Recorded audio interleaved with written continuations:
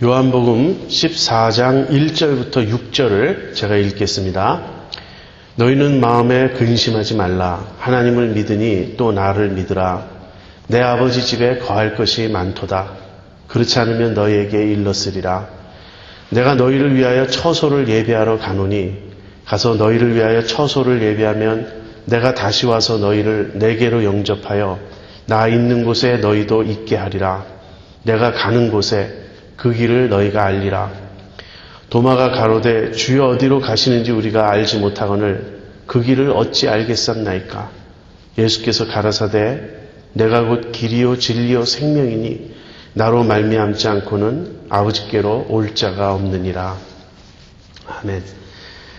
예, 오늘 저희가 함께 공부하고자 하는 요한복음 14장 15장은 소위 말하는 다락방 강화라고 불리는 그 긴 본문의 한 부분입니다.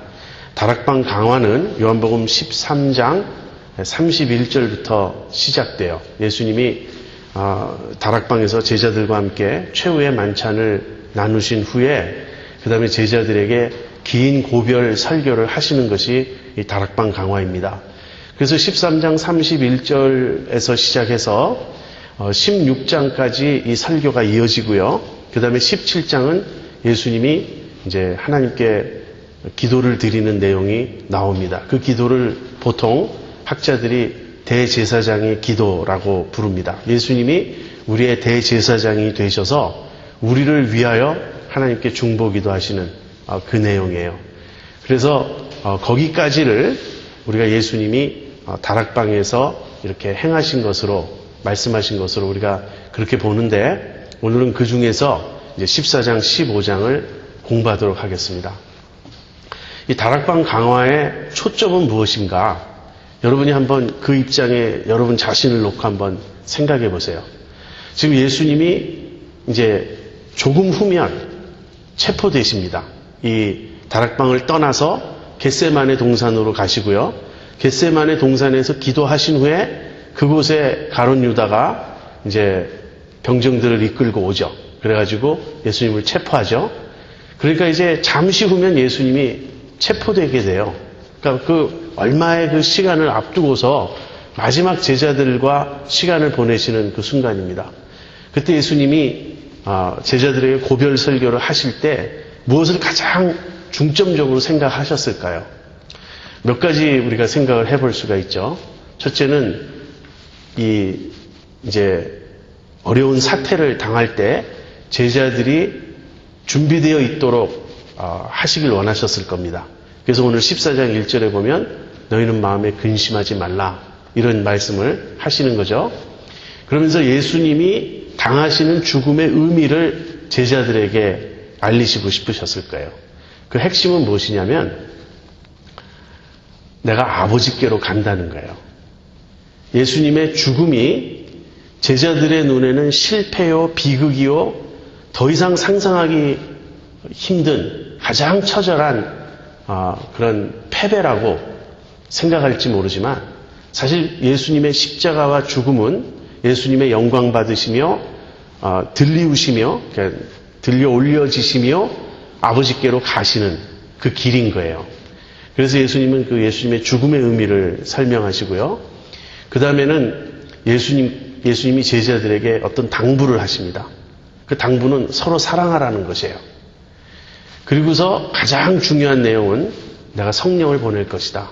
보혜사께서 오실 것이다. 하는 것입니다. 이런 내용들이 이제 다락방 강화의 핵심 내용입니다. 그 중에서 지난주에 우리가 살펴본 것은 새 계명에 대한 것이었어요. 새 계명을 너희에게 주노니 서로 사랑하라. 그 새 계명은 이 다락방 강화 내내 다시 반복돼서 계속해서 나타납니다. 그리고 이제 그 새 계명을 주신 것에 이어서 이제 14장이에요. 14장에 예수님은 먼저 1절에서 14절까지는 당신이 아버지께로 가시는 내용을 이제 설명하시고요. 그 다음에 15절에서 31절까지는 보혜사를 보내시겠다는 그 말씀을 하십니다. 이렇게 큰 주제를 둘로 나눠 놓고 먼저 이제 아버지께로 가시는 그 이야기를 우리가 살펴보겠습니다. 1절에서 4절은 아버지께로 가시는 그 이유가 무엇인가? 아버지께로 가셔서 하실 일이 무엇인가? 그 얘기인데요. 처소를 예비하시겠다는 거예요. 너희는 마음에 근심하지 말라. 하나님을 믿으니 또 나를 믿으라. 이렇게 말씀을 시작하십니다.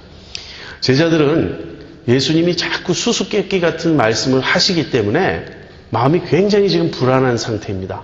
제자들이 예수님을 따라 예루살렘에 올라올 때는 어떤 기대를 갖고 왔어요. 그 기대는 예수님이 메시아로서의 당신의 신분을 밝히 드러내시고 메시아적 사역을 하실 것이라고 생각한 것이에요. 그 제자들이 기대했던 메시아적 사역은 무엇이죠? 임금이 되는 거예요. 왕이 되는 거예요. 그래서 다윗과 같은 그런 정치적 군사적 메시아가 되시는 겁니다. 그런데 예루살렘을 입성하실 때는 왕으로 입성하셨잖아요. 비록 체면에 맞지 않게 나귀를 타고 들어오시긴 했지만 그래도 왕의 입성이었다고요. 그런데 그 이후로 벌어지는 모든 일들은 제자들의 기대와는 반대였어요. 유대교 지도자들과 계속 부딪히죠. 성전을 막 그냥 다 막 뒤집어 엎으셨죠.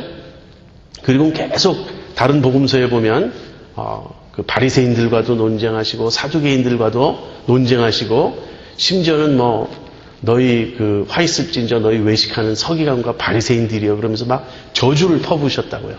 관계가 완전히 깨졌다고요.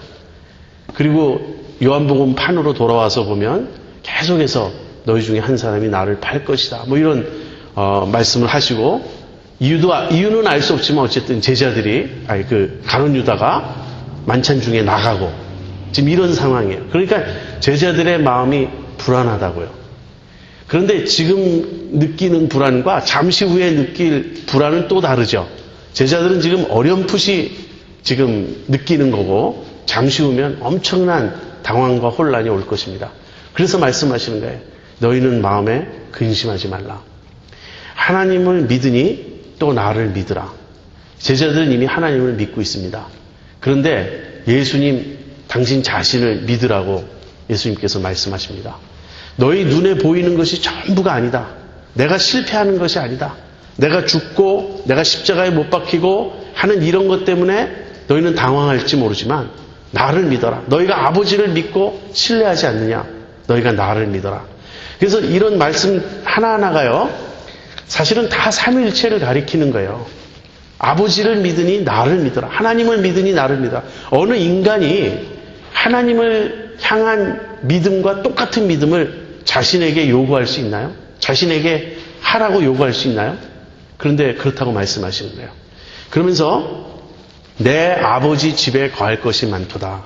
지금 예수님은 아버지께로 가시는 거예요. 근데 아버지 집이라고 이렇게 부른 곳은 우리가 하늘이라고 말할 수 있겠죠. 하늘에 지금 돌아가시는데 그 하늘을 내 아버지 집이라고 부르면서 거기에 거할 것이 많다. 그러면서 내가 가서 너희를 위해 처소를 예비할 것이다. 그리고 돌아와서 너희를 나 있는 곳에 내가 영접하여 나와 함께 있게 하겠다. 그렇게 말씀을 하십니다. 여기서 예수님이 아버지 집이라는 표현을 쓰고요. 그 다음에 내가 처소를 예배하러 간다 이런 표현을 하기 때문에 천당이라는 개념이 나온 것입니다. 사실 성경에 보면은 천국이라고 보통 말하죠. 하나님의 나라 또는 하늘나라라고 말하지 하늘집 이렇게 천당 하늘집 이런 표현은 사실 나오지 않아요. 그러나 이 본문의 근거에서 그런 이제 말을 쓰게 된 것인데 이런 장소적 개념에 대해서 굉장히 불편하게 생각하는 사람들이 있습니다. 그것은 다른 한편 극단에 뭐 천국을 보고 왔다는 사람이 거기 뭐 맨션 아파트가 있었다든지 뭐 고급 빌라가 있었다든지 자꾸 이렇게 이상한 이야기를 하니까 거기에 대한 극도의 경계심 때문인 것 같아요. 그러나 여러분 천국을 상상하실 때 아버지의 집을 상상하실 때 지나치게 애매하고 추상적으로 생각하실 필요가 없습니다. 천국은 무엇보다도 우리가 몸을 갖고 살아가는 곳이에요. 우리가 몸을 갖고 천국에서 지낼 것입니다. 그래서 여기서 우리가 누리는 모든 이 물질적인 것이 사라지는 것이 아니에요. 물질조차도 완성되는 곳이 천국이에요. 천국에 집이 있느냐? 집이 있어요. 지금 처소를 예배하러 가신다고 주님 말씀하시잖아요. 그것이 어떨 것인지는 사실 우리가 몰라요. 제가 이런 이야기를 들은 적이 있는데 이제 어느 분이 천국에 갔어요. 근데 뭐 집이 얼마나 의리의리하고 좋은지, 그런데 그 중에 한 집을, 이 집이 당신 집에 이제 식모하던 그 자매 집이라고. 그러니까 우리 집 식모도 이 정도 집에 사는데 나는 얼마나 좋은 집에 살겠나, 아마 그랬던 모양이에요. 어느 한쪽 구석에 아주 초라한 헛간이 있어요. 이게 당신 집이라고. 너무 놀라서 이게 말이 됩니까? 왜 내 집은 이렇습니까? 그랬더니 당신이 지상에서 보내온 재료로는 이거밖에 만들 수 없었다고. 천국의 보물을 쌓아두지 않아서 그런 것이라고. 그것은 매우 비성경적인 설명입니다. 여러분, 그거는 행위구원론과 다름없어요. 그렇지 않습니다. 주님이 우리를 위해 처소를 예비하러 가셨어요. 어느 분은 이렇게 말씀도 하셨습니다. 이것도 사실 정확한 건 아니지만 의미 있어요. 무엇이냐면 주님은 천지를 창조하시는 일에 6일을 쓰셨다는 거예요. 근데 처소를 예비하시는 일에 지금 2000년도 더 쓰고 계시다는 거예요. 그러니 얼마나 그 처소가 아름답겠느냐는 겁니다. 물론 이것도 말은 안 되지만 그 의미는 우리가 생각해 볼 수 있습니다. 주님은 우리를 위하여 처소를 예비하러 가시는 거예요. 근데 여기서 물론 처소가 장소적인 개념이라는 것을 부인해서는 안 되지만 사실은 주님이 가시는 것 자체가 처소를 예비하는 일입니다. 무슨 말입니까? 제자들을 영접하기 위한 준비를 하시는 거예요. 구속을 완성해야 하지 않습니까? 주님이 가시지 않으면 구속이 완성되지 않아요. 우리를 구원하시는 그 일이 완성되지 않아요. 우리를 구원하시는 일이 완성되지 않으면 우리가 아버지 집에 거할 수 없다고요. 그래서 주님은 가셔야 되는 거예요. 가심으로써 우리의 구원을 완성하시고 우리의 구원을 완성하심으로써 우리를 영원히 아버지와 함께 거하게 하시는 겁니다. 그래서 내가 지금 아버지께로 간다. 가서 처소를 예비하면 다시 오겠다는 거예요. 다시 와서 너희를 나 있는 곳에 내가 영접할 것이다. 그러면 너희는 나와 계속 함께 있을 것이다. 이 이상 큰 위로의 말이 어디 있습니까? 그러면서 나의 가는 곳에 그 길을 너희가 알리라 그러셨습니다. 내가 어디로 가는지 그리고 내가 가는 그곳에 어떻게 오는지 너희가 알지 않느냐, 이런 얘기예요. 주님이 왜 그렇게 말씀하셨을까요? 나의 가는 곳에 그 길을 너희가 알리라. 예수님은 제자들이 예수님을 이제는 알았을 것이라고 생각하셨습니다. 내가 이토록 너희와 함께 있었으니 너희는 내가 누군지 이제 밝히 알지 않느냐. 그런데 모르는 거예요, 제자들이. 그래서 도마가 이렇게 또 묻습니다. 주님, 어디로 가시는지조차 우리가 모르는데 그 길을 우리가 어떻게 알겠습니까? 그래서 주님께서 그 유명한 내가 곧 길이요 진리요 생명이니 나로 말미암지 않고는 아버지께로 올 자가 없느니라, 이 말씀을 하셨습니다. 저는 성경에서 제 자신에게 가장 밝은 빛을 던져주는 구절들을 몇 개 뽑으라면 이 구절을 저는 포함하겠어요. 이 구절은 내가 왜 사는지, 내가 어디로 와서 어디로 가는지 이 내 삶의 가장 근본적인 비밀을 밝혀줘요. 먼저 주님은 아버지께로 가신다고 말씀하십니다. 내가 가는 그곳을 모르겠느냐? 그렇다면 내가 밝혀줄게. 나는 아버지께로 돌아간다. 그리고 내가 아버지께로 가면 너희들이 나 있는 곳, 즉 아버지께로 와야 할 터인데 너희들이 아버지께로 오는 그 길은 바로 나다, 이거예요. 자, 여기서 우선 한 가지 굉장히 중요한 관찰을 하죠. 여기서 나로 말미암지 않고는, 즉 나를 통하지 않고는 아버지께로 올 자가 없느니라, 이 표현을 하죠. 아버지께로 갈 자가 없느니라 이렇게 말하지 않고요, 올 자가 없느니라고 표현합니다. 이 말은 무슨 말이죠? 예수님이 아버지 사이드에서 말씀하시는 거예요. 예수님은 출생이, 그 근원이 이쪽 아래가 아니고 위예요. 예수님의 본래의 자리, 오리지널 플레이스는 아버지 옆입니다. 아버지와 함께 계시던 분이에요. 그래서 예수님은 그쪽의 관점에서 말씀하시는 거예요. 온다고.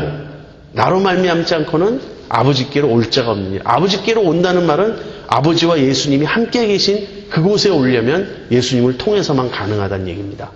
그다음 두 번째는요, 예수님이 길을 보여주시는 것이 아니고, 이것이 길이다라고 길을 가르쳐 주시는 것이 아니고, 내가 곧 길이다라고 말씀하신 것을 주목해야 됩니다.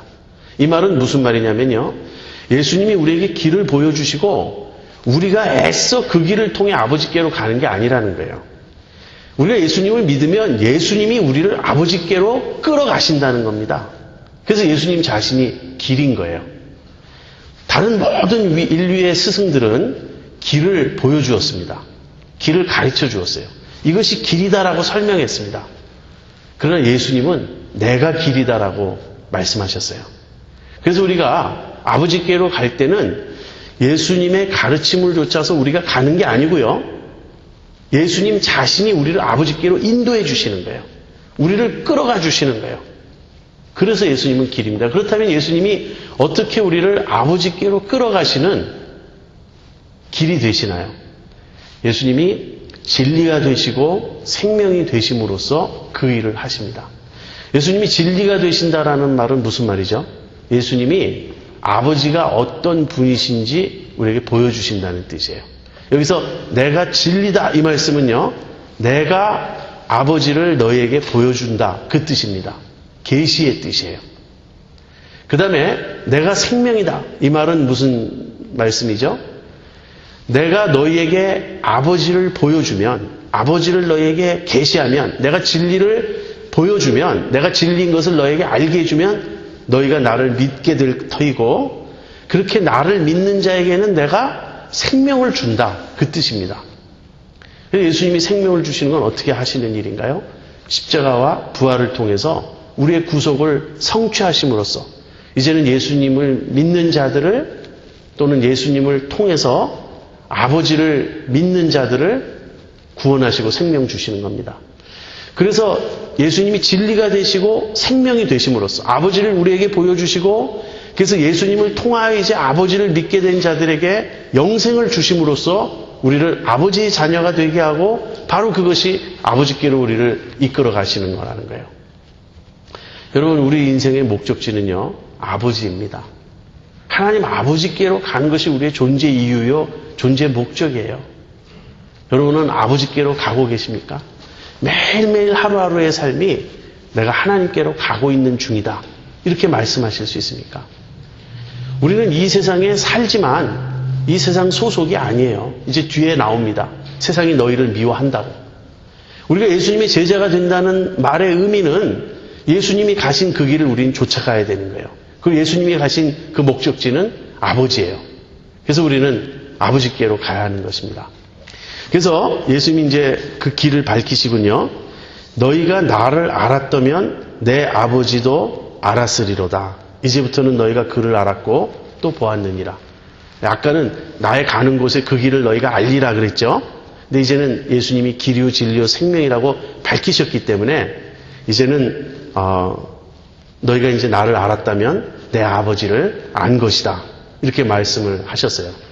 그랬더니 또 이번에는 빌립이 또 깨닫지 못한 거예요. 아직까지도. 여러분, 제자들이 깨닫지 못하는 것을 우리가 흉봐서는 안 됩니다. 우리도 마찬가지예요. 우리도 깨닫는 것이 너무너무 더딥니다. 그래서 빌립이 이렇게 예수님께 또 요청을 해요. 아버지를 우리에게 보여주옵소서. 그리하면 족하겠나이다. 저는 이 빌립의 이 간구가 제 간구예요. 아마 모든 사람이 하나님께 한 가지만 우리가 요구할 수 있다면, 요청할 수 있다면 한번 보여주십시오. 그러지 않겠습니까? 아버지를 보여주십시오. 그리하면 족하겠나이다. 모세도 하나님께 하나님 한 번만 보게 해달라고 그렇게 요청한 적이 있죠. 그래서 예수님이 지금까지 내가 아버지를 너에게 보여주었다고 말씀하셨는데 아직도 그걸 깨닫지 못하고 아버지를 보여주옵소서. 그리하면 족하겠나이다. 또 이렇게 나오는 거예요. 그래서 그 나머지 그 본문에서는 예수님이 나를 본 자는 아버지를 본 것이다, 이제 그 말씀을 하십니다. 나는 아버지 안에 있고 아버지는 내 안에 계신 것을 내가 믿지 아니하느냐. 그러면서 아버지와 예수님이 서로 안에 거하시는 상호 내주의 관계임을 말씀하시면서 두 가지를 말씀하십니다. 내가 하는 말, 그다음 내가 하는 일을 듣고 보라는 거예요. 예수님이 하신 말씀은 예수님 스스로 하신 말씀이 아니에요. 전부 아버지께서 주셔서 하신 말씀이에요. 그러니까 예수님의 말씀을 들으면 거기서 아버지의 음성을 듣는 것이라고요. 그런데도 못 깨닫느냐 이거죠. 그리고 내가 하는 일을 보라는 거예요. 내가 하는 일은 내 스스로 하는 일이 아니라 아버지께서 내 안에 계셔 그의 일을 하시는 거라고. 그러니까 내가 아버지 안에 있고 아버지께서 내 안에 계심을 믿으라. 그렇지 못하겠거든 행하는 그 일을 인하여 나를 믿으라. 이렇게 말씀하셨습니다. 예수님이 하나님 아버지를 우리에게 밝히 보여주시는 것, 예수님을 보면 아버지를 보게 되는 것은 바로 이 두 분의 상호 내주의 관계 때문에 그렇습니다. 두 분은 온전한 유니티 속에 계세요. 온전한 통일성, 하나됨 속에 계세요. 그런데 이제 놀라운 말이 나옵니다. 여러분 12절 보세요. 내가 진실로 진실로 너희에게 이르노니 나를 믿는 자는 나의 하는 일을 저도 할 것이요 또한 이보다 큰 것도 하리니 이는 내가 아버지께로 감이니라. 지금 예수님이 내가 하는 일은 나 스스로 함이 아니라 아버지께서 내 안에 계셔서 하시는 일이다. 이렇게 말씀하셨죠. 그런데 놀라운 일은요, 너에게도 그런 일이 일어날 것이다. 지금 이렇게 말씀하시는 거예요. 그 이유는 무엇입니까? 내가 아버지께로 가기 때문에. 예수님이 아버지께로 가신다는 말은 항상 뒤집으면 무슨 말이냐면요, 성령을 보내실 것이다. 그 뜻이에요. 내가 아버지께로 가면 성령을 보낼 것이고 성령이 너에게 임하시면 아버지께서 내 안에서 그분의 일을 하신 것처럼 성령이 너에게 임하시면 성령께서 너희 안에서 아버지의 일을 하시고 그렇다면 너희가 내가 한 일보다 심지어는 더 큰 일도 할 수 있을 것이다. 내가 체험한 것이 너에게도 이루어질 것이다. 예수님이 이렇게 약속하셨어요. 얼마나 놀랍습니까? 그런데 그럼 우리가 예수님보다 더 큰 일을 한다는 말은 무슨 뜻인가? 그것은 기적일까요? 저는 그렇게 생각 안 해요. 물론 사도들이 하는 일을 보면 예수님이 하신 일을 많이 비슷하게 했습니다. 그러나 능력 면에서 사도들은 예수님보다 더 큰 일을 했다고 말할 수 없어요. 사도들은 물론 죽은 자도 살려냈습니다. 그렇지만 오병이어의 기적 같은 것은 사도들이 행하지 못했다고요. 그래서 이 기적 행함을 의미하는 건 아니에요. 우리가 볼 때 그것이 아니고요. 바로 이 증거 사역을 말하는 겁니다. 예수님이 오셔서 아버지를 증거하셨죠. 그런데 예수님이 증거하셨을 때 믿은 사람의 수가 어떻게 됩니까? 극소수였어요. 한마디로.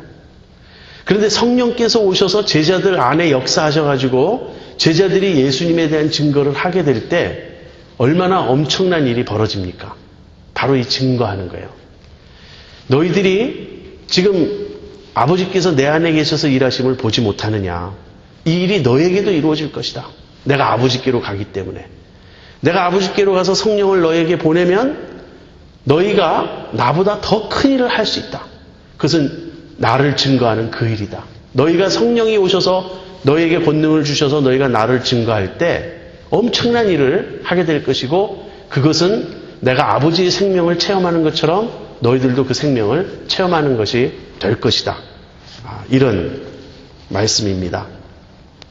오순절날 베드로가 한 번 설교할 때 3,000명이 회개하고 세례를 받았죠.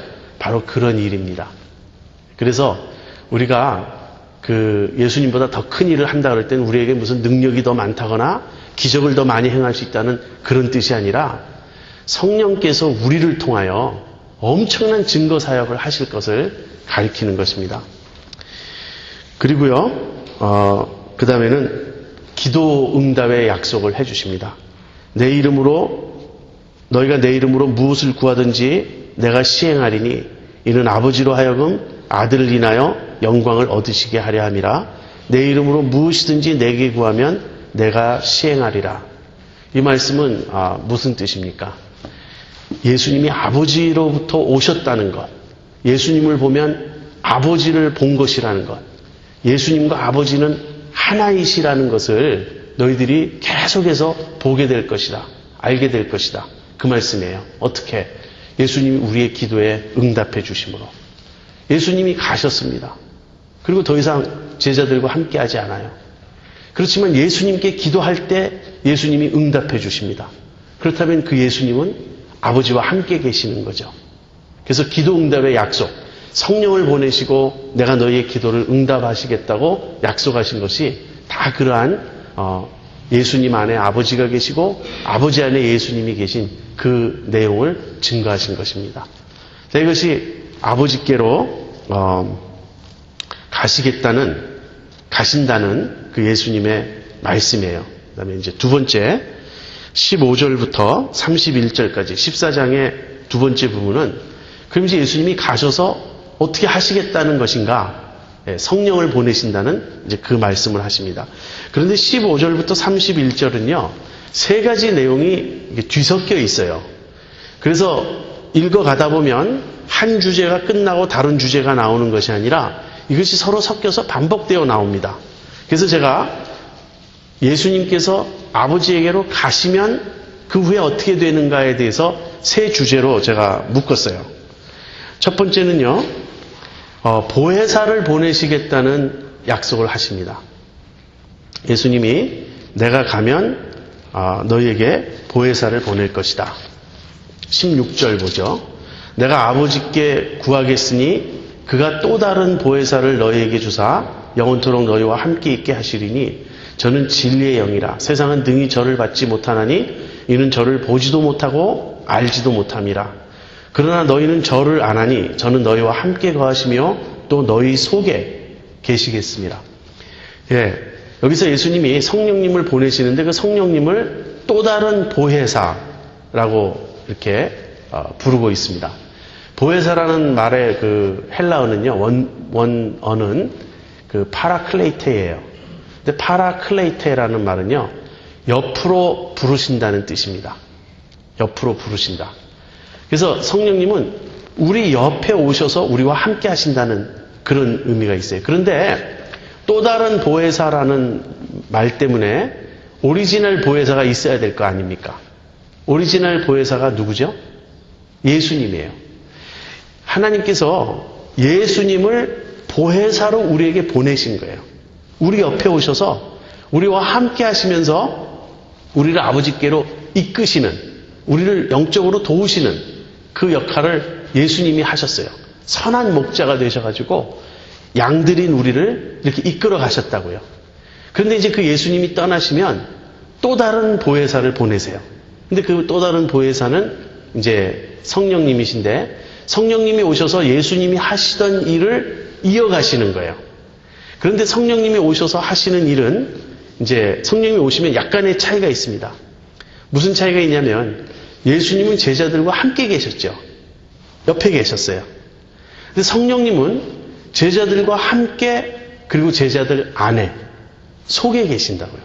이것이 큰 차이예요. 그래서 예수님은 내가 가는 것이 너에게 유익하다고 말씀하신 겁니다.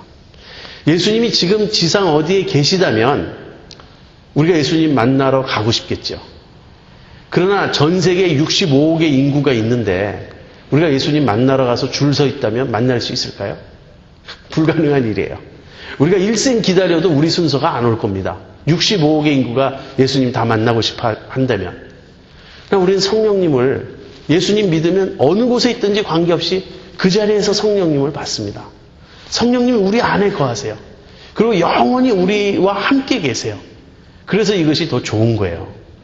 어느 누구에게나 영원히 함께 그 속에 거하시는 보혜사로서 오시는 겁니다. 그리고 성령님은 세상은 성령님을 받지 못해요. 예수님은 이 세상에 오셨을 때 믿는 자나 믿지 않는 자나 모든 사람이 보았습니다. 그러나 성령님은 오직 믿는 자만이 체험할 수 있어요. 이제 그런 차이가 있습니다. 그리고 쭉 뒤로 가서요. 25절, 26절에 성령님에 대한 이제 말씀이 또 나옵니다. 성령님에 대한 이야기는 다락방 강화 이렇게 곳곳에 이렇게 반복해서 나와요. 14장, 15장, 16장 모두 나옵니다. 근데 이제 25절, 26절에 보면은요. 보혜사 곧 아버지께서 내 이름으로 보내실 성령, 그가 너희에게 모든 것을 가르치시고 내가 너희에게 말한 모든 것을 생각나게 하시리라. 그 17절에서는 저는 진리의 영이라 그랬죠. 근데 예수님은 예수님 자신이 진리라 그랬죠. 그리고는 성령님은 진리의 영으로 오신다 그랬어요. 근데 예수님이 진리라는 말의 뜻은 아버지가 어떤 분이신지를 보여주시는 것이라고 제가 말씀드렸죠. 근데 성령님은 예수님이 어떤 분이신지를 보여주시는 의미에서 진리의 영이신 거예요. 그래서 아들은 아버지를 증거하기 위해서 왔고요. 성령님은 아들을 증거하기 위해서 오신 것입니다. 그래서 성령님이 오셔서 하시는 가장 중요한 일은 예수님을 증거하시는 거예요. 그렇게 이제 예수님이 말씀하셨습니다. 성령님이 오실 것이다. 그러면 너희와 영원히 함께 하실 것이고 그분은 진리 영이시라서 내가 너에게 말한 것을 다 생각나게 하고 나를 너희에게 더 잘 보여주실 것이다. 이제 그런 말씀하셨습니다. 그래서 성령님은 정확히 이야기하면 아버지께서 보내시는 거예요. 근데 아버지께서 예수님의 이름으로 보내십니다. 그 예수님이 아버지께 구해서 아버지로부터 성령을 받아서 우리에게 보내셨어요. 그래서 예수님은 아버지로부터 오셨고요. 성령님은 아버지와 아들로부터 오셨습니다. 사실은 제가 깊이 들어가진 않겠어요. 근데 이 차이가 이 동방교회와 서방교회가 갈라진 그러니까 그릭 오르소닥스와 그 다음에 로만 캐톨릭과 그 다음에 이스턴 오르소닥스와 오르소닥스 처치와 웨스턴 캐톨릭 처치가 나뉘게 된 어떤 계기가 돼요. 과거에 이 기독교 전체 그 공회에서 동방교회와 서방교회가 합의한 건 뭐냐면 성령님은 아버지로부터 나오신다 이것이었어요. 근데 그 후에 서방교회에서 아버지와 아들로부터 이렇게 아들로부터라는 단어를 동방교회와 의논하지 않고 집어넣었다고요. 그래서 동방교회에서 반발하고 갈라져 나갔어요. 물론 더 깊은 내막은 그런 신학적인 것보다 정치적인 게 더 큰 이유라고 학자들은 말하지만 어쨌든 그런 부분이 있습니다. 어쨌든 성령님은 예수님이 아버지께 구해서 아버지께서 예수님의 이름으로 보내시는데 이렇게 말할 수 있습니다. 예수님이 가셔서 오신 것이니까 예수님이 우리에게 주신 선물이라고. 그렇다면 하나님이 우리에게 주신 최대의 선물은 예수님이고요. 예수님이 우리에게 주신 최대의 선물은 성령님입니다. 예수님이 제자들을 두고 떠나가실 때 어떤 생각을 하셨을까요? 이렇게 깨닫는 게 더디고 베드로 같은 경우 내가 죽을지언정 주님 부인하지 않겠다고 말했다가 조그만 여자아이 앞에서 3번이나 부인하고 그래서 이런 제자들을 두고 가시면서 예수님 마음이 편하셨을까요? 예수님이 제자들을 믿고 신뢰하실 수 있었을까요? 예수님에게는 이 방책이 있었던 거예요. 비결이 있었던 거예요. 뭐냐? 내가 성령을 보낼 것이다. 그러면 성령께서 너희들을 인도하실 것이다. 그래서 성령님께 맡길 것이기 때문에 예수님은 마음 편히 제자들을 두고 가실 수 있었던 거죠. 그래서 가시면 성령님을 보내시겠다는 것이고요. 두 번째는요. 예수님이 내가 갔다가 곧 다시 오신다 이 말씀을 하셨어요. 이 말은 부활을 가리키는 것입니다. 그 앞에 내가 처소를 예배하러 가노니 내가 가서 처소를 예배하면 다시 너희들 있는 곳으로 와서 너희를 내게로 영접하겠다. 이런 말씀 하셨죠. 그 앞에 다시 오신다라는 말은 주님의 재림을 말하는 거예요. 주님이 가셔서 처소를 예배하시면 그 다음에 다시 오신다는 그 말은 재림을 말하고요. 여기서는 내가 가면 곧 다시 오실 것이다. 다시 올 것이다. 어디 있죠? 18절 보세요. 내가 너희를 고아와 같이 버려두지 아니하고 너희에게로 오리라. 조금 있으면 세상은 다시 나를 보지 못할 터이로되 너희는 나를 보리니 이는 내가 살았고 너희도 살겠습니다. 여기서 예수님이 다시 오신다는 건 부활을 의미하시는 거예요. 그래서 예수님은 내가 가면 성령을 보내겠다. 첫 번째로 말씀하신 것이고요. 두 번째로는 내가 가지만 곧 다시 올 것이다. 이것은 예수님 자신의 부활을 말씀하신 겁니다. 그래서 예수님이 다시 오게 되면요. 그때는 이제 제자들이 예수님과 아버지와 상호 내주의 관계에 제자들도 들어오게 된다는 거예요. 부활을 체험하고 나서 그 다음 오순절 성령님을 체험하고 나면 제자들은 이제 영적으로 아버지 안에 아들 안에 함께 머물게 됩니다. 이 상호 내주에 대해서는 제가 조금 이따 더 설명하겠습니다. 이것이 제일 큰 비밀인 거 아세요? 이 상호 내주. 그러니까 예수님이 우리 안에, 우리가 예수님 안에, 또는 예수님이 아버지 안에, 아버지가 예수님 안에 이렇게 서로 거하는 이것이 가장 큰 비밀이에요. 엄청난 비밀이 여기 담겨 있습니다. 그건 제가 조금 이따 설명할게요. 그러면서 너희가 실상을 알면 내가 가는 것을 너희가 기뻐하였을 것이다. 무슨 말입니까? 그 실상은요, 아버지는 나보다 크심이니라 하는 거예요. 제자들이 예수님을 생각했다면, 그리고 이 사실을 알았다면 예수님이 아버지께로 가시는 것을 기뻐했을 것입니다. 왜냐하면 예수님으로서는요, 예수님의 가장 큰 소원은 하나예요. 아버지 곁에 있는 것입니다. 하나님의 아들이 세상에 오셨던 거예요. 죄와 사망의 그늘에 거한 백성들을 찾아오셨던 겁니다. 그리고 그분의 모든 일을 다 하시고 당신의 백성을 모으셨어요. 그리고는 자신이 오신 목적도 다 밝히셨습니다. 그리고 예수님이 난 이제 아버지께로 간다. 근데 이 말씀 하실 때 예수님의 마음속엔 엄청난 그리움이 있었을 것입니다. 나는 아버지께로 돌아간다. 그리고 너희가 이 실상을 안다면 너희가 그걸 기뻐하였을 것이다. 아버지는 나보다 크시기 때문이다. 우리가 예수님을 너무 신격화하는 게 아니라 예수님은 신이시죠. 근데 예수님이 너무 신성에만 초점을 맞추다 보니까 이런 면을 우리가 놓치는 것 같아요. 어쨌든 신성이든 인성이든 예수님이 가지신 그 아버지에 대한 사랑과 그리움, 그걸 우리가 좀 알아야 하지 않을까요? 그리고 그 사랑에 우리를 초대하는 거예요. 너희도 이 사랑 안에 들어오라고. 그러면서 14장 27절에 평안을 너희에게 끼치노니 곧 나의 평안을 너희에게 주노라. 내가 너희에게 주는 것은 세상이 주는 것 같지 않다. 주님 그렇게 말씀하셨습니다. 지금 누가 누구를 위로해야 됩니까? 예수님 십자가를 앞두고 계시는데, 근데 그 십자가조차도 예수님의 평안을 흔들 수 없었습니다. 그래서 앞부분에 너희는 마음에 근심하지 말라 하신 말씀과 더불어 내 평안을 너에게 준다. 주님이 이렇게 말씀하신 거예요. 그럼 세 번째는 이제 예수님이 떠나시면서 이제 그 하시는 세 가지 그 말씀인데요. 첫 번째는 성령을 보내겠다.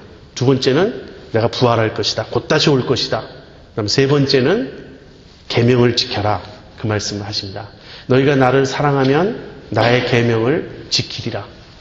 나의 계명을 가지고 지키는 자라야 나를 사랑하는 자니 나를 사랑하는 자는 내 아버지께 사랑을 받을 것이요 나도 저를 사랑하여 그에게 나를 나타내리라.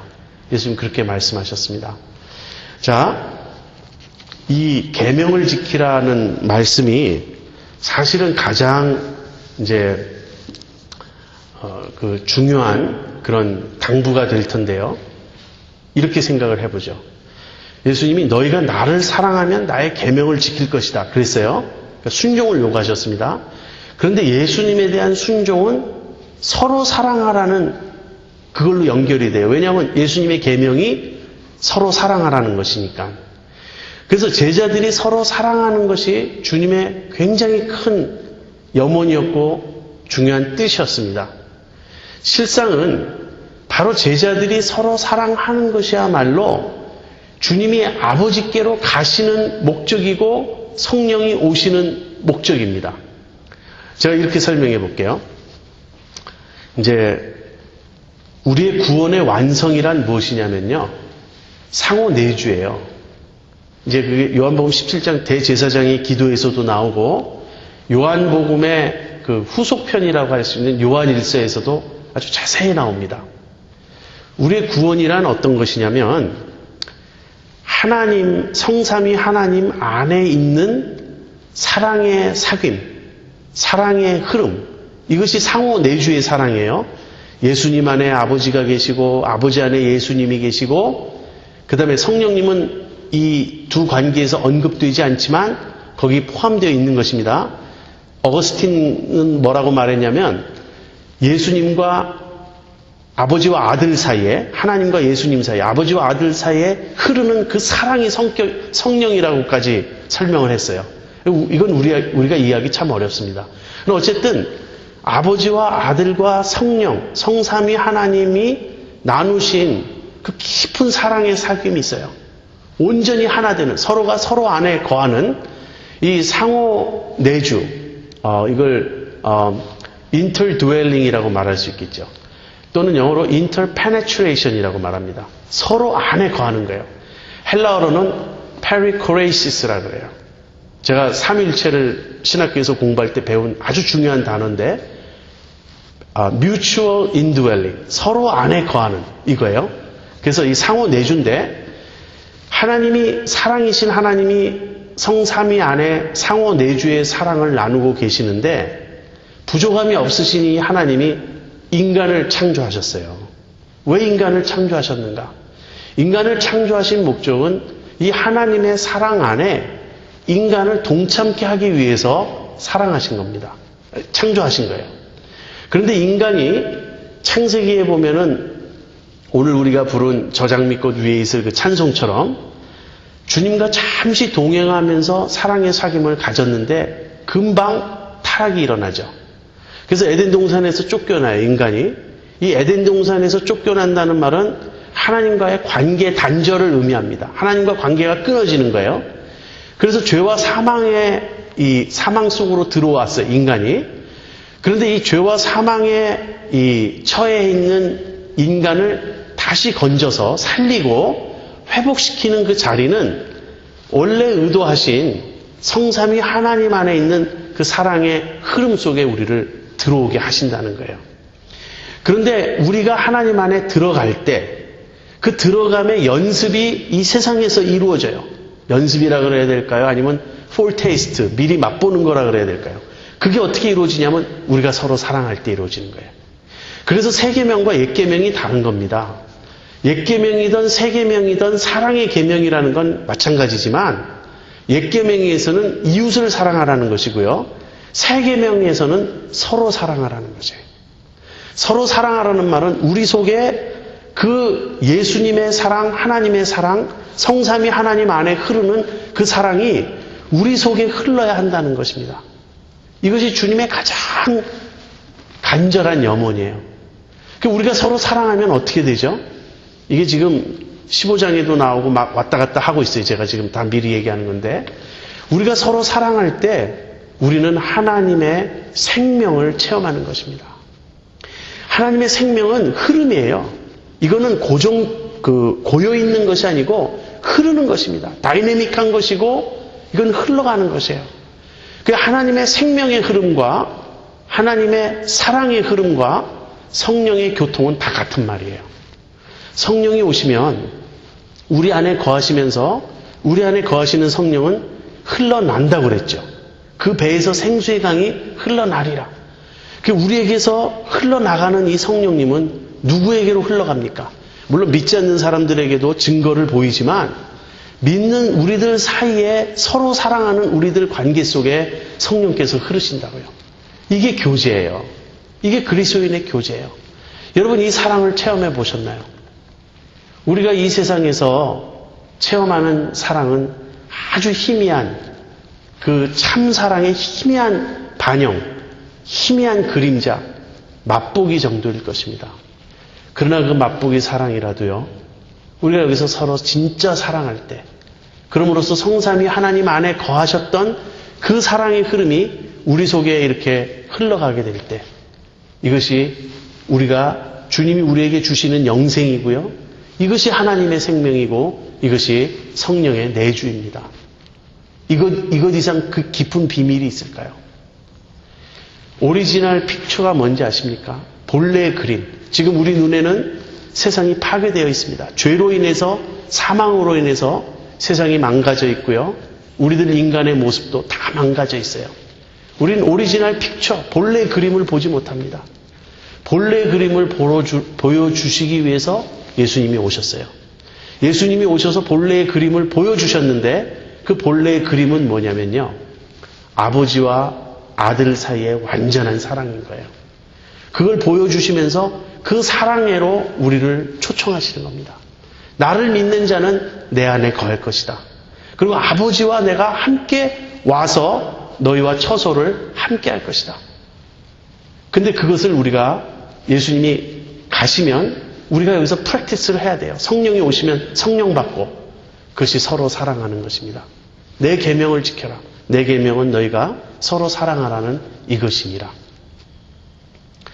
조금 이따 더 설명을 할게요. 여기까지로 14장을 우리가 묵상한 거로 하고 잠시 브레이크 타임 갖고 돌아와서 15장 좀 더 살펴보도록 그렇게 하겠습니다.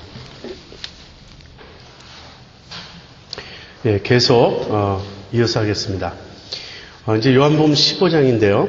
요한복음 15장도 이제 크게 둘로 나눠서 생각을 해보겠습니다. 먼저 1절부터 17절까지는 예수님이 그 포도나무와 가지의 비유를 들어서 말씀하시면서 핵심은 내 안에 거하라, 예수님 안에 거하라는 그 말씀을 하시는 것이고요. 그 다음에 이제 18절에서 27절은 제자들을 세상이 미워할 것이다. 너희가 세상의 미움을 받을 것이다. 그러나 세상이 너희보다 먼저 나를 미워한 것을 알고 그 세상의 미움을 받는 것을 의아하게 생각하지 말아라. 그 마음의 준비를 해라. 이제 이런 말씀을 하십니다. 먼저 그 1절부터 17절, 15장 1절부터 17절 그 내 안에 거하라는 그 말씀을 생각해 보죠. 그것도 크게 둘로 나누어서요. 1절부터 7절까지는 포도나무와 가지에 대한 그 말씀에 좀 초점을 맞춰서 생각해 보고요. 8절부터 17절까지는 가지인 우리가 맺어야 할 과실에 대해서 생각을 해보겠습니다. 내가 참 포도나무요 내 아버지는 그 농부라. 물은 내게 있어 과실을 맺지 아니하는 가지는 아버지께서 이를 제해버리시고 무릇 과실을 맺는 가지는 더 과실을 맺게 하려 하여 이를 깨끗게 하시느니라. 예, 포도나무라는 말을 예수님이 하세요. 내가 참 포도나무요. 그런데 구약에서는 이스라엘을 포도나무로 이렇게 가리켜서 표현한 적이 많이 있습니다. 이스라엘은 그러면 어떤 포도나무인가요? 이스라엘은 열매 맺지 못하는 포도나무였어요.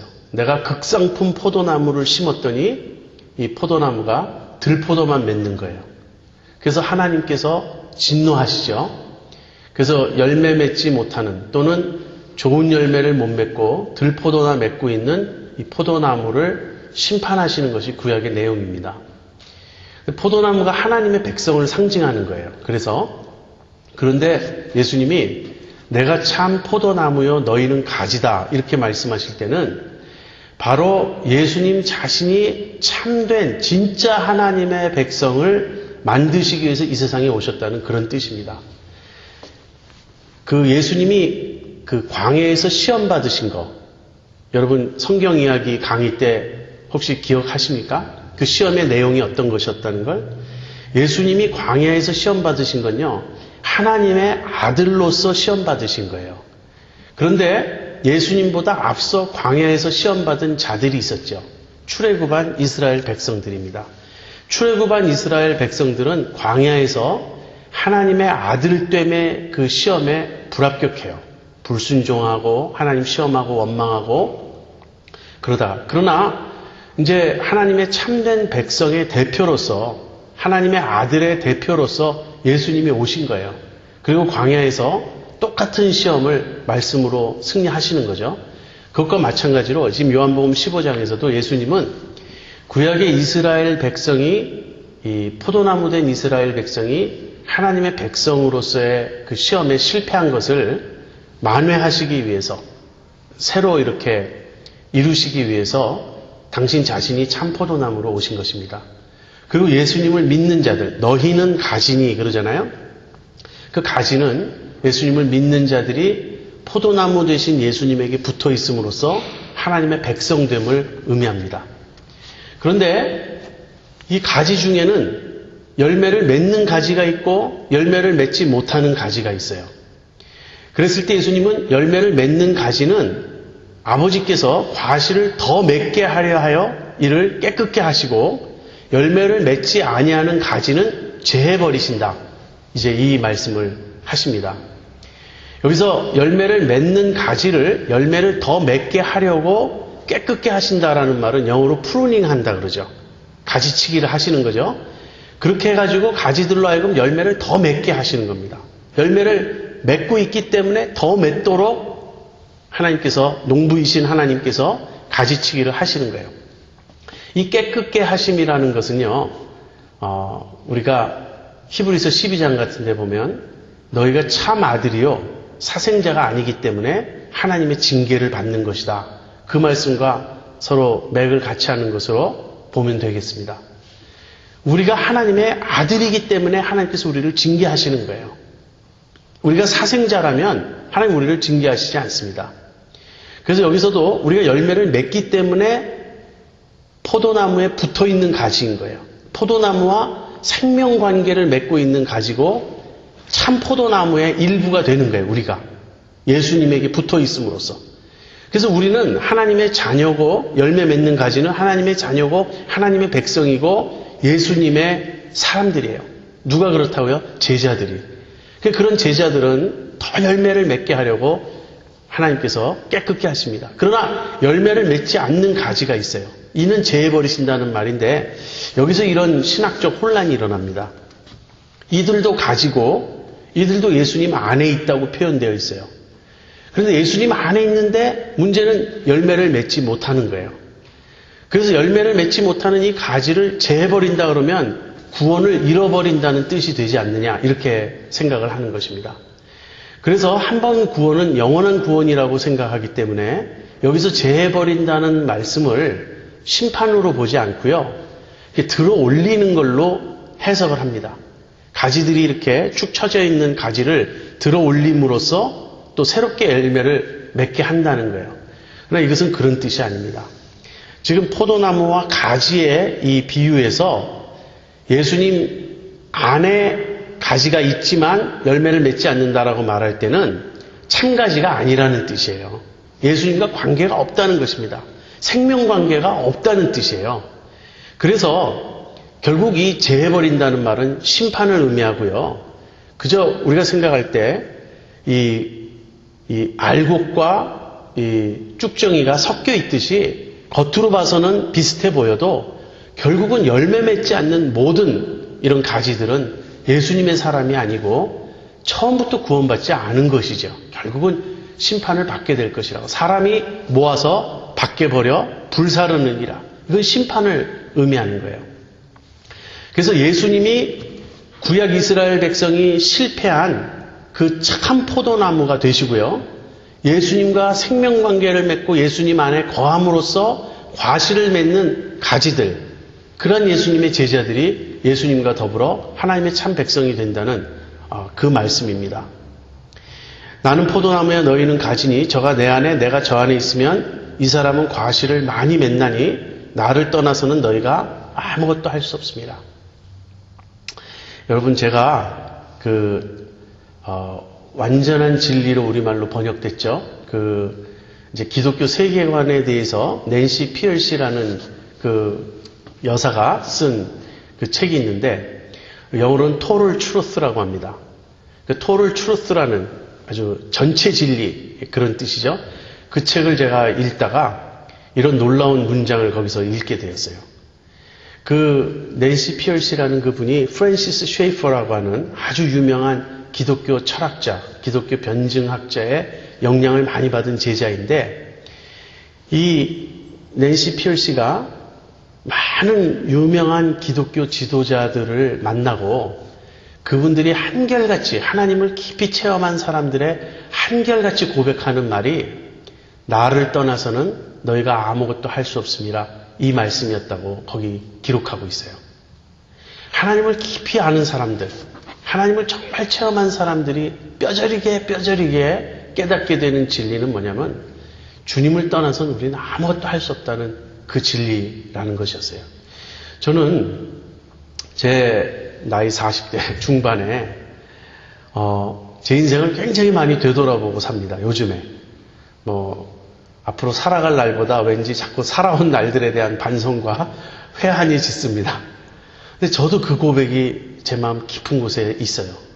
정말 주님을 떠나서는 아무것도 할 수 없다는 것. 지금까지 내가 내 생각대로, 내 지식으로, 내 힘으로, 내 결심으로 하려고 했던 모든 일이 허망한 것이었어요. 나는 주님을 떠나서는 아무것도 할 수 없다는 이 말씀이 100% 진리임을 저는 믿습니다. 그렇게 고백해요. 저도 깨달아요. 공감합니다. 가지들이 열매를 맺는 유일한 비결은 주님 안에 거하는 것이에요. 가지가 스스로 할 수 있는 일은 아무것도 없습니다. 여러분, 열매와 장식품의 차이를 아시겠습니까? 우리가 지금 장식품을 말하는 게 아니고 열매, 과실, 프루트를 말하는 거예요. 이 장식품, 크리스마스 추리에 이렇게 데코레이션으로 달려있는 것들을 보세요. 그것들도 아름다워요. 뭐 은방울, 금방울, 여러 가지 알록달록한 장식들이 있습니다.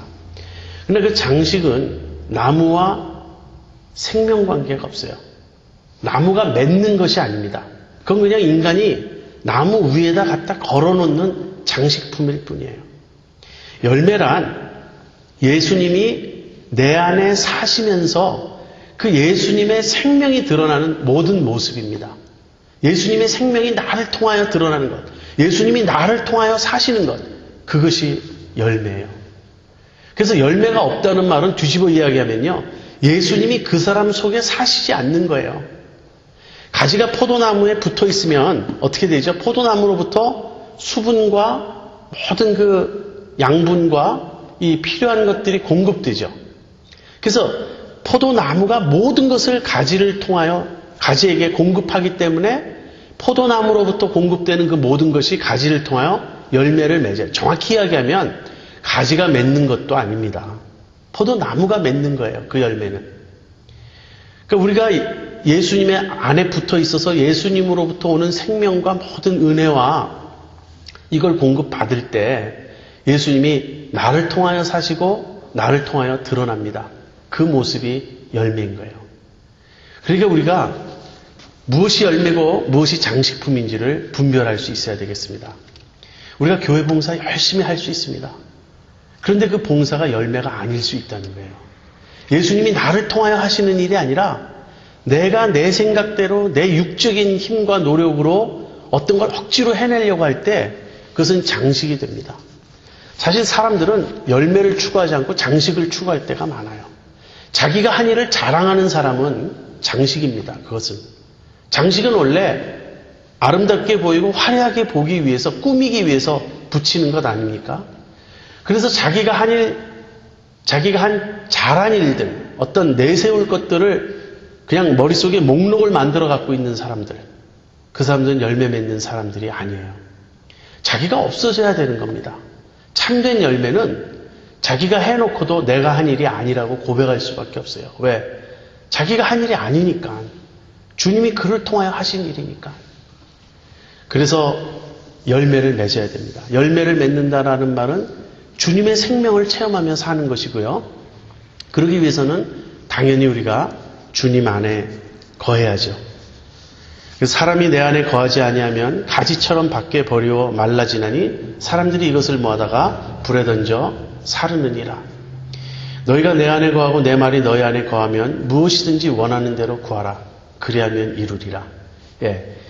여기 또 상호 내주의 관계가 나오죠. 우리가 예수님 안에 거하고 예수님의 말씀이 우리 안에 거할 때 우리가 연합되어서 하나가 되어서 서로 생명이 교통되는 그런 관계 속에 살아갈 때 그때 가장 두드러진 특징은요. 기도의 응답을 받는 것입니다. 아까 내가 가면 너희가 나에게 구하면 내가 시행하리라 그랬죠. 주님과 우리가 그런 관계 속에 있게 되면 우리는 무엇이든지 구하면 응답받게 됩니다.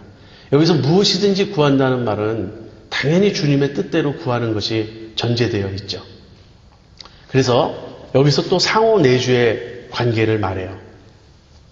그 다음에 8절부터 17절을 가보면 이제는 초점이 이제 과실 쪽으로 옮겨옵니다. 너희가 과실을 많이 맺으면 내 아버지께서 영광을 받으실 것이요 너희가 내 제자가 되리라. 예, 우리가 과실을 맺으면 다시 말하면 우리를 통하여 예수님이 드러나시는 겁니다. 근데 우리가 예수님을 드러내면 그 예수님은 누굴 드러내시는 분이죠? 하나님을 드러내시는 분이죠. 그러니까 우리가 예수님을 드러낸다는 말은 하나님을 드러낸다는 말이고요. 하나님의 드러남은 항상 하나님의 영광인 거예요. 그래서 하나님께서 영광을 받으시는 겁니다. 왜 산상수훈에 예수님이 너희가 선을 행하면 너희 선행을 사람들이 보고 하늘에 계신 너희 아버지께 영광을 돌리게 하라. 같은 말입니다. 그리고 우리가 예수님의 제자가 된다 그랬어요. 여기서 우리가 열매를 맺으면 예수님의 제자가 된다는 것은 다시 말하면 우리가 예수님의 제자라는 것이 증명된다는 뜻이에요. 우리가 어떻게 예수님의 제자인 것을 아는가? 그것은 예수님의 생명을 드러낼 때, 열매를 맺을 때 그렇게 알게 되는 것이죠. 자, 그러면서 이제 그 뒷부분은 또다시 사랑의 계명에 대한 이야기가 나옵니다. 이제 우리가 예수님 안에 열매를 맺기 위해서는 예수님 안에 거해야 되는데, 그럼 예수님 안에 거하는 방법은 무엇이냐면 예수님께 순종함으로, 내가 아버지께서 나를 사랑하신 것 같이 나도 너희를 사랑하였으니 나의 사랑 안에 거하라. 내가 아버지의 계명을 지켜 그의 사랑 안에 거하는 것 같이 너희도 내 계명을 지키면 내 사랑 안에 거하리라. 근데 예수님의 계명은 무엇이죠? 내 계명은 곧 내가 너희를 사랑한 것 같이 너희도 서로 사랑하라 하는 이것이니라. 그래서 계속 같은 이야기가 반복되고 있어요. 제가 아까 우리가 서로 사랑함으로써 이 하나님과 아버지와 아들 안에 있는 상호 내주의 사랑을 체험하는 것이 우리 구원의 완성이라고, 그리고 주님이 아버지께로 가시고 그래서 성령님을 보내시는 목적이라고 말씀을 드렸죠. 지금 그 얘기가 여기서 지금 반복되고 있는 겁니다. 그러면서 11절 보세요. 내가 이것을 너희에게 이름은 내 기쁨이 너희 안에 있어 너희 기쁨을 충만하게 하려 함이니라. 요한일서 1장 3절에 같은 말씀이 나옵니다. 우리가 이것을 너희에게 쓰면 우리의 기쁨이 충만하게 하려 함이니라. 그래서 이 구원은요, 이런 거예요. 먼저 아버지와 아들 안에 사랑의 흐름이 있어요. 그 사랑의 흐름이 성령님이세요. 아무튼지 어려운 얘기지만, 그런데 이 사랑의 흐름이 그 사랑의 흐름을 인간에게 전달하기 위해서 그 예수님이 세상에 오셨습니다. 그 예수님을 통해서 믿는 자들이 생겼어요. 크리스찬들, 예수님의 제자들이 생겼어요. 그런데 예수님의 제자들의 특징은 무엇이냐면 성삼위일체 하나님 안에 존재하는 상호 내주의 사랑이 그들 안에도 있게 되는 거예요. 그래서 이들이 서로 사랑하게 되면 그 사랑을 보고 사람들이 그 안에 자꾸 들어오게 돼요. 그래서 그 서클이 커져가는 겁니다. 그게 증거예요. 증거라는 다른 어떤 게 아니라 우리가 서로 사랑하면서 우리 서로 사랑하는 그 관계 안으로 다른 사람들을 들어오게 하는 것입니다. 그렇게 함으로 이 사랑이 커져가요. 언제까지 커져갈까요? 하나님께서 택하신 모든 자들이 이 사랑 안에 들어오기까지. 그래서 구원의 완성은 사랑의 완성입니다. 저는 이 점을 좀 늦게 깨달았어요. 저는 사랑이 중요하다는 성경의 이 가르침을 이제 예전부터 묵상하면서 내가 주님을 닮아야 하고 그 다음에 주님은 사랑이심으로 내가 사랑을 실천해야 된다는 그쪽으로 많이 생각을 했습니다. 그런데 그것은 이웃 사랑이에요. 그것도 굉장히 중요합니다. 그것을 절대 평가절하하는 것이 아니에요. 그러니까 주님이 오셔서 말씀하시는 세 계명은 내가 주님을 본받아서 사랑을 실천하는 것, 거기서 그치는 게 아니고요. 우리가 서로 사랑하는, 서로 사랑을 지금 말씀하고 계신 거예요. 그래서 제가 곰곰이 생각해 봤더니 서로 사랑을 체험하기 전까지는 내가 하나님을 알 수 없다는 걸 깨달았어요. 그래서 교회가 그렇게 중요한 겁니다. 세상에 나밖에 없어요, 크리스찬이. 그럼 어쩔 수 없겠죠. 내가 어떤 기독교인이 전혀 없는 어떤 오지에서 혼자 살아야 한다든지 그렇다면. 그러나 그것은 정상적인 모습이 아닙니다. 크리스찬이 내 주변에 있다면 우린 서로 사랑해야 돼요. 서로 사랑할 때만 우리는 하나님의 사랑을 진짜 깨닫게 돼요. 서로 사랑의 중요성을 아시겠습니까? 교회란 무엇이냐 우리가 이렇게 물으면 다른 어떤 것보다도 서로 사랑하는 사람들입니다. 우리가 서로 사랑하지 않는다면 우리는 하나님을 모르고요. 하나님을 드러내지도 못합니다. 근데 서로 사랑한다는 것은 다른 사람과 하나 될 것을 기꺼이 내가 받아들여야 되는 거예요. 일방적 사랑이 더 쉽다는 거 여러분 아세요? 내가 착한 일을 행하고 내가 다른 사람을 사랑하는 것에서 그치는 것이 서로 사랑하는 것보다 더 어렵습니다. 서로 사랑하는 것은 정말 자기 부인 없이는 할 수 없는 일이에요. 그래서 사랑은 흐르는 것인데 사랑이 계속 흐르면 전기처럼 흐르면 빛을 발하잖아요. 이 빛을 발하는 게 하나님의 영광이에요. 사랑도 흐르고 생명도 흐르고 성령도 흐르고 그러면서 하나님의 영광이 드러나는 것인데 내가 받은 사랑을 전하지 않으면 어떻게 됩니까? 다시 말하면 사랑의 흐름 속에 내가 끼어있지 않고 내가 여기서 빠져나오면 어떻게 됩니까? 더 이상 흐르지 않아요. 전기가 흐르지 않아요. 그러면 내 속에 사랑이 있다고 말할 수 없습니다. 그래서 사랑은 한편으로는 받아야 되지만 한편으로는 자꾸 줘야 됩니다. 그래서 우리가 하나님의 사랑을 깨닫는 방법은 순서가 어떤 성령의 큰 감화로 하나님의 사랑을 깨닫고 깨달음은 전달하지 않을 수 없으니까 견딜 수 없어서 우리가 사랑을 전달함으로 사랑을 깨닫는 방법도 있지만 또 다른 방법은 사랑을 먼저 실천함으로 하나님의 사랑이 흐르게 하는 그 길도 있어요. 내가 하나님의 사랑이 잘 안 느껴진다. 내 마음속이 참 이렇게 메마르다. 답답하다. 이럴 때는 어떻게 해야 됩니까? 이럴 때는 감정에 의존하지 말고요. 먼저 사랑을 실천하는 겁니다. 내가 사랑을 흘러보내다 보면 사랑이 공급되어 오는 걸 우리가 알 수 있게 됩니다. 여러분 중에는 연애를 해보신 분들이 있죠. 이 주고받는 사랑의 그 희열과 그 감동을 여러분 아십니까? 내가 내 아내를 사랑해요. 내가 내 여자친구를 좋아하고 사랑해요. 그런데 짝사랑이 아니고 그쪽에서 내가 주는 사랑을 그대로 돌려주면서 그쪽도 나를 사랑해요. 이때 이 서로 사랑의 그 체험을 하는 사람은 비로소 나 혼자가 아니라는 걸 알게 됩니다. 홀로서기는 틀린 거예요. 서정윤 씨의 홀로서기란 시는 사실 성경적이 아닙니다. 우린 기꺼이 홀로서지 않는 거예요. 우린 기꺼이 함께 서고자 하는 것입니다. 너 없으면 나도 없다고 인정하는 거예요. 그런데 우리가 연인 사이에 느끼는 이 사랑을 C.S. 루이스는 이걸 하나님의 사랑의 그 희미한 그림자라고 말했는데요. 이것이 단순히 연인 사이의 사랑이 아니고 부부 사이의 사랑이 아니고 믿는 지체들 안에 그 사랑이 이루어질 때 그때 얼마나 큰 감격이 있겠습니까? 지금 우리가 그 도전 앞에 있어요. 사실 이것이 이루어진다면 저는 목사로서 영적 리더십이 너무 부족해서 이런 걸 잘 못하는데요. 이런 속생각이 있습니다. 어디에 그런 교회가 있다면 나 목사 안 하고 그 교회 가서 교인하고 싶어요. 그런 사랑의 공동체가 있다면 나도 그 속에 뛰어들고 싶어요. 그러나 우리가 그런 공동체를 찾아다니라는 얘기가 아니고 여기서 주님의 계명을 실천하라는 거죠. 그래서 다시 한번 얘기하면 예수님은 포도나무고 우리는 가지예요. 근데 가지인 우리는 예수님 안에 거함으로써 예수님께 붙어 있음으로써 열매를 맺게 됩니다.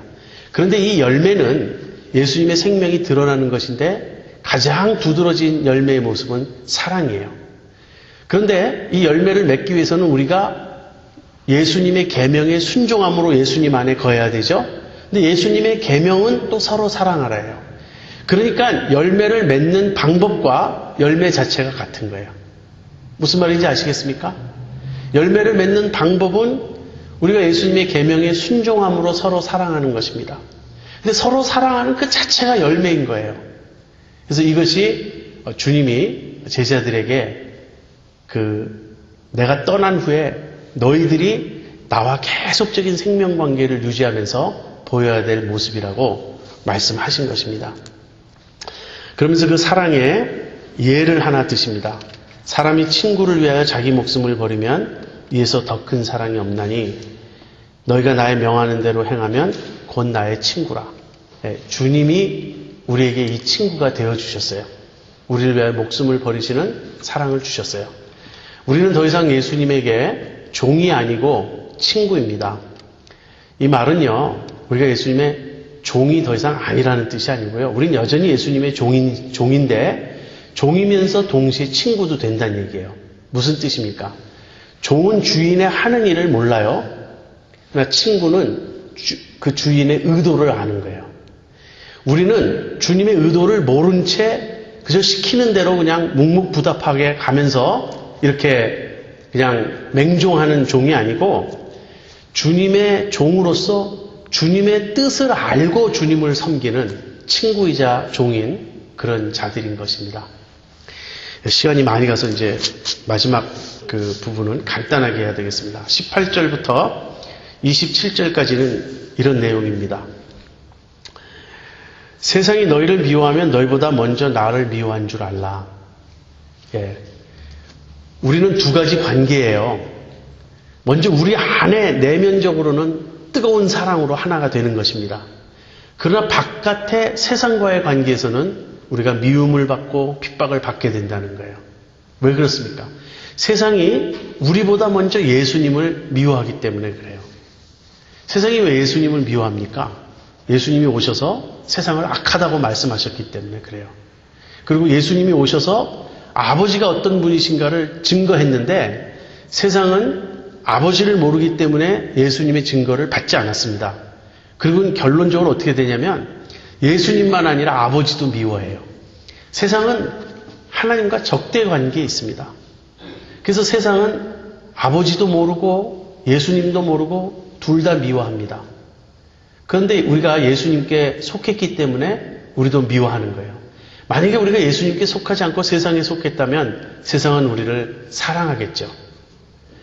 우리는 교회의 증거에 있어서 교회가 세상과 불필요한 장벽을 만들어서는 안 돼요. 문화적으로나 여러 면에서 우리가 좀 증거를 위해서 개방되어야 될 필요가 있지만 언제나 기억해야 될 건요. 세상이 교회를 좋아할 리는 없다는 거예요. 교회가 자꾸 세상에 어필하려고 하는 그런 모습은, 그러한 생각은 세상의 정신이지 복음의 정신이 아닙니다. 우리는 세상의 미움을 받게 되어 있어요. 종이 주인보다 크지 못합니다. 주님도 이 세상에 오셔서 배척당하셨듯이 우리도 배척을 당하는 것입니다. 그런데 배척당해도 괜찮아요. 왜 그런지 아십니까? 주님께서 택하신 자들, 아버지께서 예수님께로 이끄시는 자들은 다 믿을 것이기 때문에 그렇습니다. 오히려 우리가 보여주어야 될 모습은 세상과 비슷한 모습이 아니라 세상과 전혀 다른 모습입니다. 세상과 전혀 다른 모습은 뭐죠? 우리가 서로 뜨겁게 사랑하는 것이에요. 그럴 때 주님이 택하신 자들이 아직까지 세상에 있는 중에 교회를 보고 우리가 서로 뜨겁게 사랑하는 것을 보고 그 사랑에 이끌려오는 것입니다. 그래서 한 사람씩 한 사람씩 아버지께서 이끄는 자들이 우리의 사랑의 교제 안에 들어오는 것, 그것이 주님이 말씀하시는 증인의 삶인 거예요. 세상은 주님을 모르고 미워하지만 성령님이 주님을 증거하시고 우리도 주님을 증거한다고 주님 그렇게 말씀하셨습니다. 오늘 14장, 15장 우리가 공부했는데요.